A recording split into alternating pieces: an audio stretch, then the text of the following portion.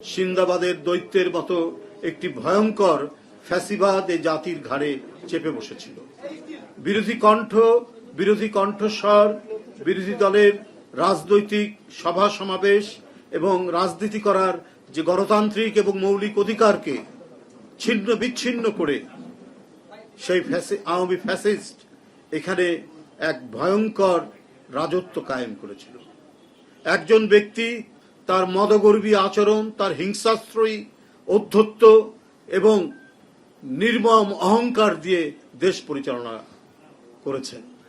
আর এই দেশ পরিচালনা করতে যারাই সমালোচনার আশ্রয় নিয়েছেন, সমালোচনা করেছেন, তাদের আশ্রয় হয়েছে হয় আয়নাঘর, না হলে চিরদিনের জন্য নিরুদ্দেশ, আর তা না হলে তার লাশ পড়ে থেকেছে খাল, বিল, নালা কোনো জায়গায়। ক্রসফায়ার আর গুম ছিল আওয়ামী সরকারের আমলের নিত্যদিনের সংস্কৃতি।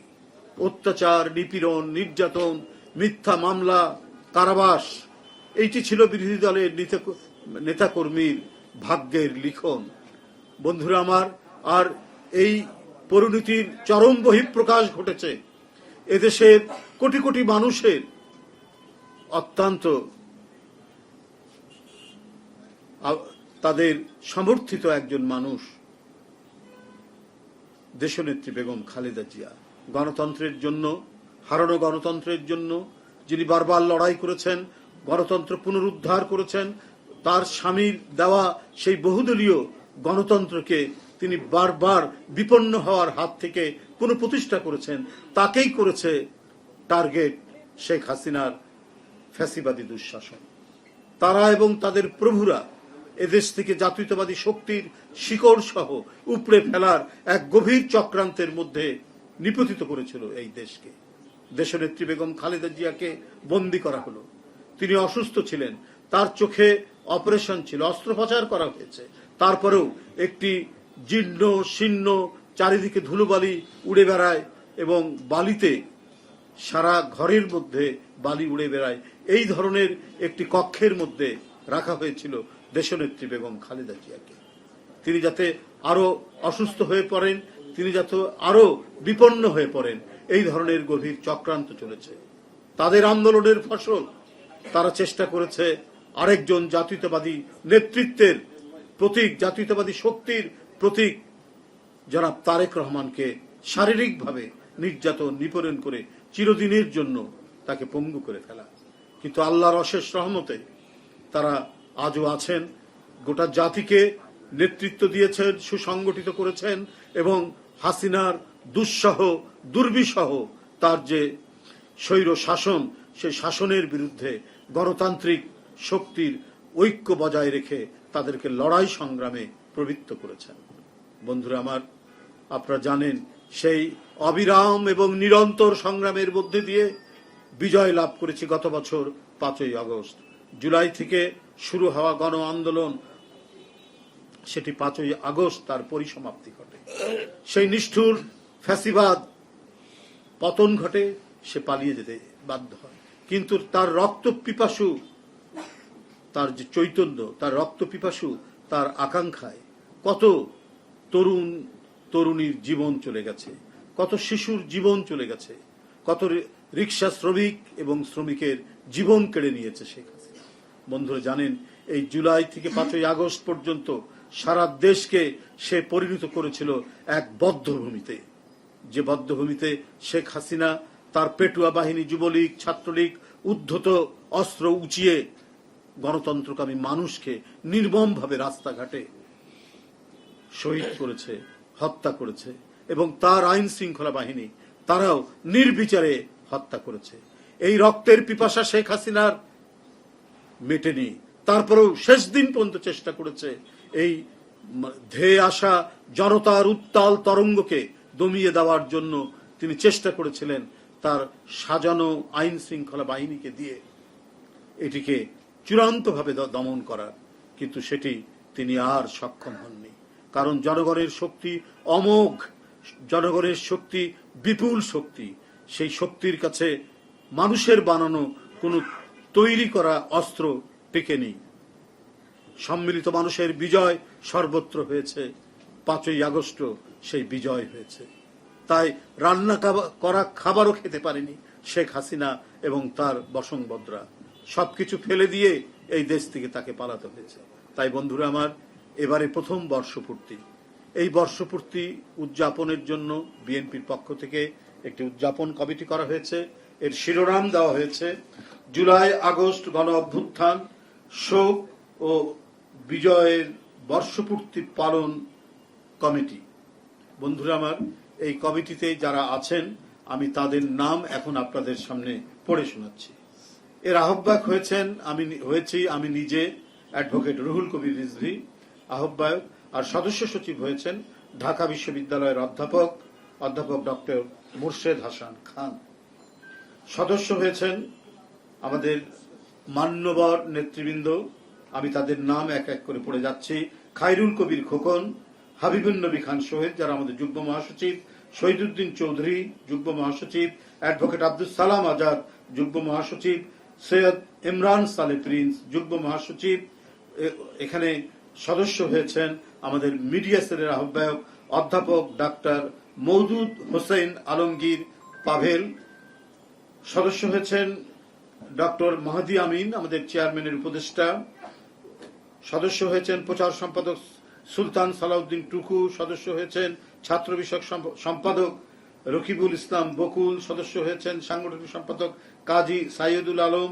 সদস্য হয়েছেন সাংগঠনিক সম্পাদক মাহবুবুর রহমান শামীম। সাংগঠনিক সম্পাদক অ্যাডভোকেট শাহিন শওকত, আসাদুল হাবিব দুলু। সাংগঠনিক সম্পাদক আলহাজ জি কে গাউস। সাংগঠনিক সম্পাদক অধ্যক্ষ সেলিম ভুঁইয়া। সাংগঠনিক সম্পাদক শরীফুল আলম। সাংগঠনিক সম্পাদক মিসেস শামা উবায়েদ। ভারপ্রাপ্ত সাংগঠনিক সম্পাদক অনিন্দ ইসলাম অমিত। আরো সদস্য হয়েছেন আমাদের উপকোষাধ্যক্ষ মাহমুদ হাসান খান বাবু। সদস্য হয়েছেন আমাদের সহ আন্তর্জাতিক বিষয়ক সম্পাদক ব্যারিস্টার রুমিন ফারহানা। সদস্য হয়েছেন মহিলা দলের সভাপতি এবং বিএনপি জাতীয় নির্বাহী কমিটির সহ সম্পাদক আফরোজা আব্বাস। সদস্য হয়েছেন জাতীয়তাবাদী মহিলা দলের সাধারণ সম্পাদক এবং জাতীয় নির্বাহী কমিটির সহ সম্পাদক সুলতানা আহমেদ। সদস্য হয়েছেন আমরা বিএনপি পরিবারের আহ্বায়ক আতিকুর রহমান রুমন। সদস্য হয়েছেন ঢাকা মহানগর দক্ষিণের আহ্বায়ক রফিকুল আলম মজনু। সদস্য হয়েছেন আমিনুল হক ঢাকা মহানগর উত্তরের আহ্বায়ক। সদস্য হয়েছেন ঢাকা দক্ষিণের সদস্য সচিব তানভীর আহমেদ রবিন। সদস্য হয়েছেন মুস্তফা জামান সদস্য সচিব উত্তর। সদস্য হয়েছেন যুবদলের সভাপতি আব্দুল মুনায়েম মুন্না, সাধারণ সম্পাদক নুরুল ইসলাম নয়ন। সদস্য হয়েছেন জাতীয়তাবাদী কৃষক দলের সভাপতি কৃষিবিদ হাসান জাফির তুহিন। সদস্য হয়েছেন কৃষক দলের সাধারণ সম্পাদক শহীদুল ইসলাম বাবুল। সদস্য হয়েছেন জাতীয়তাবাদী স্বেচ্ছাসেবক দলের সভাপতি এস এম জিলানি, সাধারণ সম্পাদক রাজীব আহসান। সদস্য হয়েছেন জাতীয় নির্বাহী কমিটির সদস্য মোহাম্মদ আব্দুল সত্তার পাটোয়ারি। সদস্য হয়েছেন ছাত্র দলের সভাপতি রাকিবুল ইসলাম রাকিব। সদস্য হয়েছেন নাসির উদ্দিন নাসির, সাধারণ সম্পাদক। সদস্য হয়েছেন জাতীয়তাবাদী শ্রমিক দলের সভাপতি আনোয়ার হোসেন। নুরুল ইসলাম খান নাসিম, সাধারণ সম্পাদক। সদস্য হয়েছেন জাসাসের সভাপতি হেলাল খান। সদস্য সচিব জাকির হোসেন রোকন। সদস্য হয়েছেন জাতীয়তাবাদী মুক্তিযোদ্ধা দলের ইস্তিয়া কাজী উলফাত। সদস্য হয়েছেন মুক্তিযোদ্ধা দলের সাধারণ সম্পাদক সাদেক খান। তাঁতি দলের সভাপতি আবুল কালাম আজাদ। সদস্য সচিব মুজিবুর রহমান। সদস্য হয়েছেন জাতীয়তাবাদী ওলামা দলের আহ্বায়ক আলহাজ মাওলানা কাজী সেলিম রেজা। সদস্য হয়েছেন সদস্য সচিব অ্যাডভোকেট মাওলানা আবুল হোসেন। সদস্য হয়েছেন বিশিষ্ট আইনজীবী এবং যুগ্ম আহ্বায়ক নাটোর জেলার অ্যাডভোকেট ফারজানা সারমিন পুতুল। সদস্য হয়েছেন অধ্যাপক প্রফেসর শামীমা সুলতানা লাকি জাহাঙ্গীরনগর বিশ্ববিদ্যালয়ের সদস্য হয়েছেন প্রফেসর নাহরিন খান, উনিও বোধহয় জাহাঙ্গীরনগর বিশ্ববিদ্যালয়ের অধ্যাপিকা। সদস্য হয়েছেন নর্থ সাউথ বিশ্ববিদ্যালয়ের অধ্যাপক প্রফেসর তৌফিকুল ইসলাম মিথিল। সদস্য হয়েছেন ঢাকা বিশ্ববিদ্যালয়ের অধ্যাপক এবং এসএম হলের প্রভোস্ট প্রফেসর আব্দুল্লাহ আল মামুন। সদস্য হয়েছেন সাংবাদিক আমিরুল ইসলাম কাগজি। সদস্য হয়েছেন সাংবাদিক সাইদ আব্দুল্লাহ। সদস্য হয়েছেন সাংবাদিক এহসান মাহমুদ। সদস্য হয়েছেন সাংবাদিক সাইদ খান। সদস্য হয়েছেন আমরা বিএনপি পরিবারের সদস্য সচিব কৃষিবিদ মোকসেদুল মমিন মুইথুল। বন্ধুরা আমার, এটা হচ্ছে কমিটি। আচ্ছা, ঠিক আছে, পরে দেখব। বন্ধুরা, এই হচ্ছে আমাদের জুলাই আগস্ট গণ অভ্যুত্থান শোক ও বিজয়ের বর্ষপূর্তি পালন কমিটি। এই কমিটি আপনাদের সামনে উপস্থাপন করলাম। এগুলো আপনাদের কাছে আমরা ইমেইলে পাঠিয়ে দিব। বন্ধুরা, আপনারা অনেকক্ষণ প্রতীক্ষা করেছেন।